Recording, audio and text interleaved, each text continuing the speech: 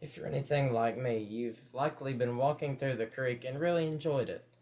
And what's in the creek? Fish. Now, depending on what size of the creek you're in, there might be larger fish or smaller fish. But I've tried all kinds of native fish, and I personally enjoy a lot of these smaller, more peaceful fish. Because in a tank this size, I can fit a lot of them, and they oftentimes will have as much, if not more, color and personality than the bigger fish. And a lot of people think that to have an aquarium, it's got to be very expensive and a very difficult setup. But that's certainly not the case. I have many fish in here, probably about 20 or 25, and I've not paid any money. But the memories that were made while catching these fish are certainly worth a lot to me because it is a lot of fun. Not only do you get to see the fish in the creek and see how cool they are, you get to keep them. It's a lot of fun finding something that you've never seen before and keeping it in your aquarium. As you can see, even with such a small creek, there is often a large variety of fish that are in that creek. And so I am going to encourage you today and try to convince you why you should try keeping a native aquarium. It can be very, very cheap, possibly even free, if you have the right setup, and you're going to have a lot more enjoyment out of catching them instead of just going to the pet store. Stay tuned while I teach you and show you on how to keep native fish in the aquarium. So you're at the creek, and I'm going to explain how to catch these fish.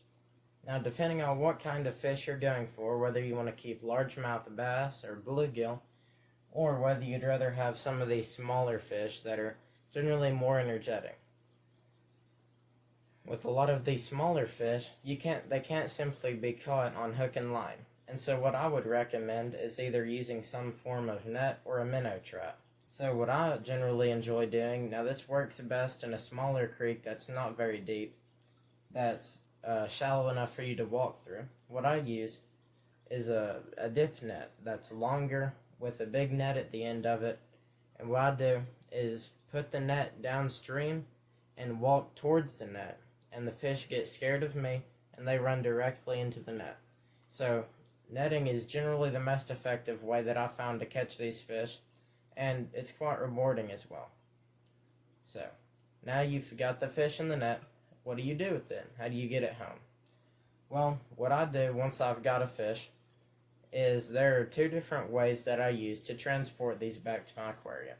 First method that I would use is if I'm going for a longer walk that would not be, you don't want to carry very much with you. What I would do is wear a backpack just big enough for what you would need, and you would put a gallon-sized Ziploc bag. And once you catch the fish, you would just fill the bag up about halfway with water and put your fish in it. And make sure it's zipped up tight, because if it's not, then you're likely to spill the water on yourself. So once you've got it home, you've got this beautiful fish that you're really excited to use and keep in your aquarium. Now we're going to make sure that your aquarium is right for this type of fish. Before you even go and catch these fish, I would recommend making sure you firmly understand this part of the video. It is highly important to have your aquarium set up properly before you get the fish, not as an afterthought. There are many videos on the internet on how to properly cycle your tank. I would search up on YouTube or wherever you search, I would search up how to properly cycle an aquarium. And that would basically go over the nitrogen cycle, and that's very, very important because a tank will not support life if it's not properly cycled. But I'll give you a basic rundown of what the nitrogen cycle is. The nitrogen cycle is when a source of ammonia or waste is put into the aquarium, and then once it's put into the aquarium, beneficial bacteria is formed to help take care of that waste. The beneficial bacteria will establish itself and therefore take care of whatever ammonia comes after that. And so that's why it's very important, because if you just put a fish in there, especially multiple fish, before you put anything else in there, then there's not going to be any beneficial bacteria to take care of your fish and to make sure that it stays alive. So it's extremely important to make sure your tank is cycled. And like I said, I'd watch another video on that because this is not going to be as in-depth of a video on the nitrogen cycle and how to keep your tank cycled. Once you set up your aquarium and you know that it's cycled, there are many options on how you'd like to take care of it, what you would like it to look like. But when I was making this tank, my initial idea was that I wanted it to look like the creeks that I was catching them in. Not necessarily because the fish would feel homesick or anything. The main reason I did that was because to me it's just better looking, and I really enjoy going through creeks, so I thought this would be kind of like having a little piece of a creek in my room. And so what I did was I went through the creek and found some of these smaller rocks, and I put them in a bucket and brought them home with me. I think it's very interesting because it has a lot of mixed colors. There might be some darker rocks, some lighter rocks, some rocks that are kind of big, and then some that are almost a sand texture. So I think it's very interesting to go and into your local creeks and find rocks, but there are some precautions that I need to give you. You want to wash your rocks off very well because they have a lot of detritus and mulm in them, a lot of waste and ammonia, and you don't really want that in your tank just yet. Now, once your rocks are clean, what do you want to do after that? You could just put it into the tank, which is what I did, but I'm not sure if you can see it, but there are quite a few of these small snails. A lot of times your rocks will have snail eggs and small snails in them.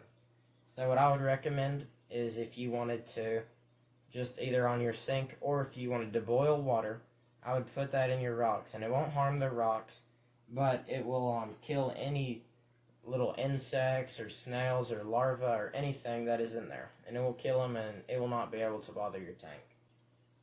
And also, now that you've got your substrate, how do you want to decorate it? Here you can see I'm using large pieces of driftwood.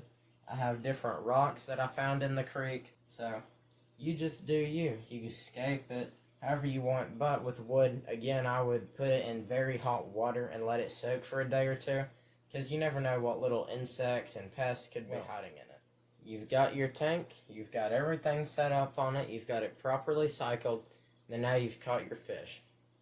Now, when you catch a fish, obviously it's got to live somehow. You need to feed it. And not just rubbish. You need to feed it good food. Now, what I like to feed my fish is, a lot of times you'll notice once you put them in there, they might not eat your food for a couple of days because they're very scared. They're not used to eating fish food. But what I use to get my fish eating is this right here. It's Aquarium freeze-dried brine shrimp.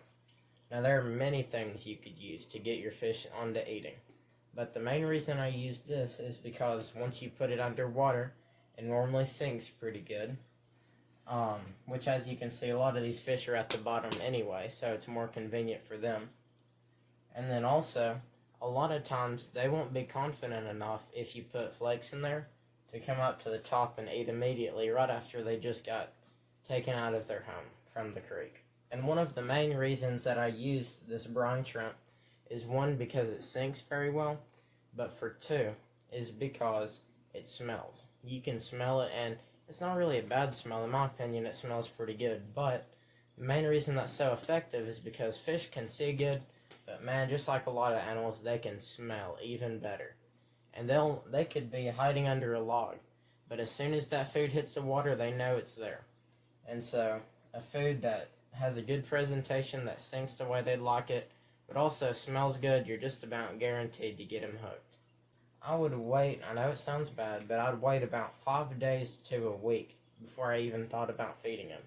Because in the first day or two, or first several days, they're just simply not going to eat.